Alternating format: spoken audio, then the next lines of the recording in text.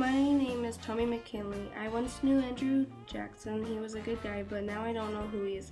I am just a farmer who listens to stories about Jackson, and I am going to tell you one too. Andrew Jackson had studied law in North Carolina. Later, he moved to Tennessee, where he had set up a law practice. Jackson became wealthy by buying land and selling land. Jackson had been elected to Congress. Jackson commanded American forces at New Orleans. Jackson set up a system called the spoils system. People wanted change. Jackson rewarded people by firing many federal employees and hiring his own. Jackson was making people angry with him. He was selfish sometimes. He fired people, then he hired people who helped elect him.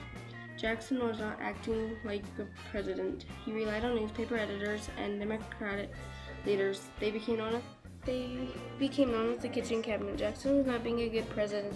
He was starting a bank war because he thought they were making too many loans to people and made farmers and merchants angry. He was taking something away from them that was important. It was how people lived and could afford land and start business. Andrew Jackson was not being a good president. He wanted the bank closed. He thought they were becoming too powerful, and he didn't like the president of the bank, Nicholas Biddle. Nicholas had been the president at the bank since 1823. Since Jackson wanted to start a war, the Whig senators Henry Clay and Daniel Webster thought of a way to save the bank. The Whigs believed most Americans supported the bank. Clay pushed the charter renewal bill through Congress in 1832. Jackson was sick in bed when he heard that Congress had renewed the bank's charter. Jackson's veto. Jackson sent an angry message to Congress, so Jackson vetoed the bank bill. Jackson had given two reasons to why he vetoed the bill. First, he said the bank was unconstitutional. Second, Jackson felt like the bank was a monster that helped the rich.